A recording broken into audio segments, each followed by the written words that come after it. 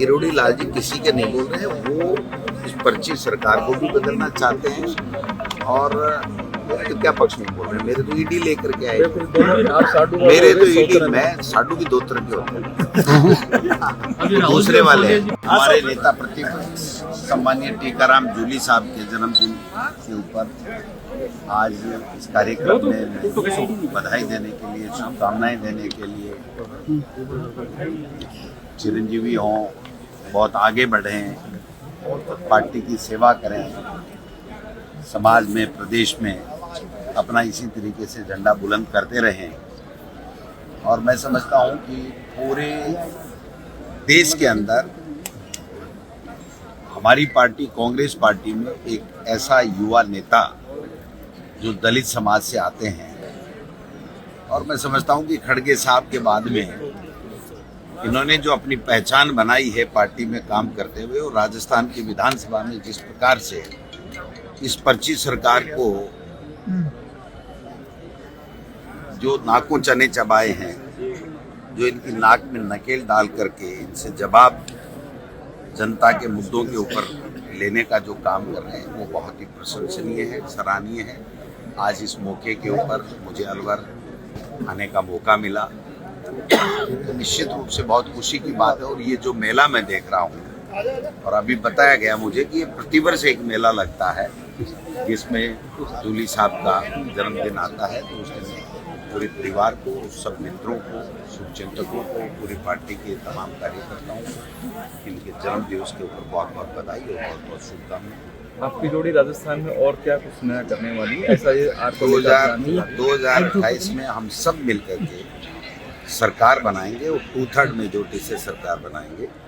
हमारा एक ही ध्येय है, ये कांग्रेस कार्यकर्ता की तरह हम सब मिलकर के तमाम सीनियर लीडरशिप, तमाम कार्यकर्ता, नेता, एमएलए, प्रत्याशी, एमपी, पदाधिकारी, अग्रिम संगठन, प्रकोष्ठ, डिपार्टमेंट, सब लोग मिलकर के इस पर्ची सरकार को राजस्थान से विदा करेंगे।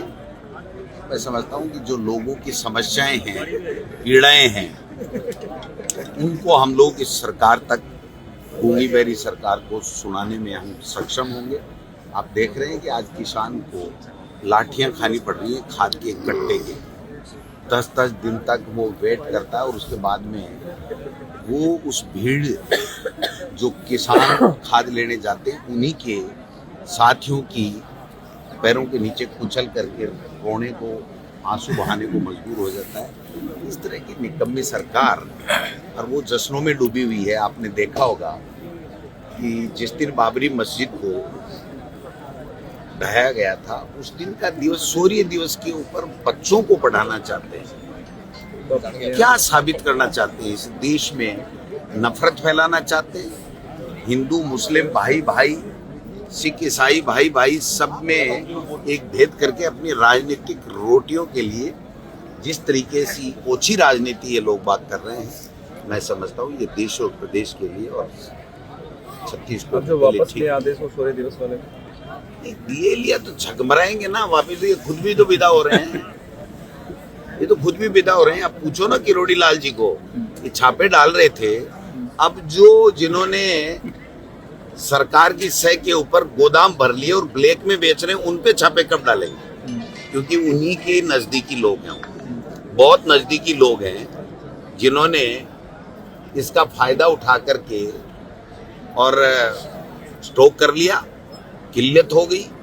और मैं समझता हूँ शायद ये जो छापेमारी की गई है उससे केंद्र भी नाराज हो गया, और केंद्र के नाराज होने के कारण से जो राजस्थान को डबल इंजन की सरकार होने के बावजूद जो खाद की आपूर्ति यूरिया डीएपी की होनी चाहिए वो नहीं हो पा रही है, और जिससे आपने देखा होगा कि यहाँ पर खाद की किल्लत। अब जब किसान को बीज ठीक नहीं मिलेगा, खाद समय पे नहीं मिलेगा, तो उसके बाद में किसान तो बर्बाद हो गया। लेकिन किसान इनकी प्राथमिकता में है ही नहीं। इनकी प्राथमिकता में हिंदू मुस्लिम करो, झूठ बोलो, लोगों को भ्रमित करो, बार बार झूठ बोलो। मुख्यमंत्री जी बार बार कह रहे हैं मैंने तो 1.5 साल 2 साल में वो काम कर दिए जो 5 साल में नहीं है। बिल्कुल सही बात है। किसानों को लाठी से पीटना, खाद के लिए उनके आंसू रुलाना, और जो शिक्षा का ढांचा इन्होंने ध्वस्त किया है और जिस प्रकार से किया, कल परसों आपने दिलावर जी का बयान सुना होगा। पहले दिन 5 दिन पहले आदेश निकालते हैं कि एक दिन टीचर और बच्चे जो भी अपने घर में ड्रेस पहनते हैं वो पहन के आ सकते हैं, और स्कूल के निरीक्षण में जाकर के कहते हैं कि कोई हिजाब तो पहन के नहीं आया। क्या साबित करना चाहते हैं? किस तरीके की राजनीति कर रहे हैं?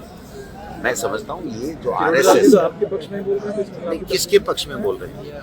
किरोड़ी लाल जी किसी के नहीं बोल रहे हैं। वो इस पर्ची सरकार को भी बदलना चाहते हैं, और मेरे तो क्या पक्ष में बोल रहे हैं? मेरे तो ईडी लेकर के आए, मेरे तो ईडी, मैं साडू भी 2 तरह के होते हैं। दूसरे वाले क्या है वो? कुछ नहीं हो, वो कोई केस है ही नहीं। अब अलवर जिला में प्याज 2 रुपए किलो बिक रही है, और वो बार बार उसको वो कह रहा है कुछ नहीं बन रहा। मैं समझता हूँ कि उस पर इतना प्रेशर दिया जा रहा है कि वो फैसला ही नहीं दे पा रहे, जबकि फैसला आया हुआ है। नेशनल हेराल्ड का कोई मामला ईडी का या किसी तरीके का कोई आपराधिक मामला बनता ही नहीं है। ये तो राजनीतिक व्यवस्था शर्म के ऊपर है। इसे देश में और प्रदेश में कि राजनीतिक शिकार बनाया जाता है, उसको परेशान किया जाता है, और अपनी छोटी लकीर को अगले की बड़ी लकीर से उसकी मिटाने की षड्यंत्र करके, कुचेष्टा करके अपनी छोटी को बड़ी दिखाने का प्रयास किया जा रहा है। लेकिन ये देश की जनता इनकी सच्चाई को जानती है। सर, कोर्ट ने कहा है कि निकाय चुनाव 15 अप्रैल से पहले उन्हें सरकार कराने के मूड में नहीं लग रही। मूड क्या, सक्षम ही नहीं है ना। पर्चियों से जब मुख्यमंत्री बनने लगेंगे तो जनता के वोट को एक तरीके से उन्होंने तो नकार दिया।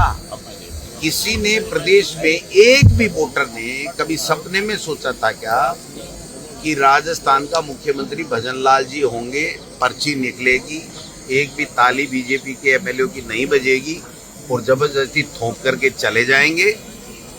किसी ने सोचा था क्या? किसी ने वोट दिया था? एमएलए का तो सोच के वोट दिया था सांगनेर की विधानसभा। लेकिन प्रदेश के लोगों ने, आप इतने लोग हो, एक व्यक्ति से कहलवा दो कि हमने भजन लाल जी को मुख्यमंत्री मान करके और हमने वोट दिया था, यानी आपका वोट तो पहले ही चुरा लिया गया। सर, एसआईआर का क्या मकसद मानते हैं? राजस्थान में चुनाव नहीं थे, एसआईआर का पूरे देश में एक ही मकसद है कि कांग्रेस की आइडियोलॉजी के लोगों की वोट काटो, बीजेपी की आइडियोलॉजी के लोगों की फर्जी वोट जोड़ो और इंस्टीट्यूट पे कब्जा करो, चुनाव आयोग से मिलीभगत करो। और जब अब इनकी जो साख है ढलान पे आ गई है, तो लोग बाग कहने लग गए कि ये तो झूठे लोग हैं, ये तो बेईमान लोग हैं, भ्रष्टाचार 10 गुना बढ़ गया है। जिस भ्रष्टाचार को मिटाने की बात कर रहे थे, तो अब ये इंस्टीट्यूशंस पे कब्जा करके और वोट चोरने का काम, वोट चुराने का काम कर रहे हैं, और वोट चोरी से ही ये सत्ता बनाना चाहते हैं। आपने महाराष्ट्र और हरियाणा में देखा होगा, बिहार में देखा है, और मैं समझता हूं कि आगे आने वाले नगर निकाय चुनाव इसीलिए ये नहीं करवा रहे हैं कि पहले वोट चोरी करो, इनके कांग्रेस आइडियोलॉजी के वोट काटो, बीजेपी के फर्जी वोट जोड़ो, और उसके बाद में जैसे तैसे सुप्रीम कोर्ट और हाई कोर्ट कहेगा तो चुनाव तो इनको कराने ही पड़ेंगे। आपको पता है कि भारत सरकार ने चुनाव नहीं कराने के कारण से 3000 करोड़ रुपए फंड इनका रोक दिया, इनको रिलीज ही नहीं किया। 3000 करोड़ रुपए पंचायती राज और नगर निकाय के लिए जो टीएफसी एसएफसी का जो पैसा आता है, वो पैसा ही रोक दिया। मैंने पहले भी कहा था, जूली साहब ने भी कहा था, जब हम प्रेस कॉन्फ्रेंस में थे तब भी हमने कहा था कि जब तक कानून में ये है कि 5 साल के अंदर अंदर दूसरी जो इंस्टीट्यूट हो जानी चाहिए, चुनाव होकर के नया सेटअप आ जाना चाहिए, तब भी पैसा मिलता है। भाई साहब, कानून को इनके कहने से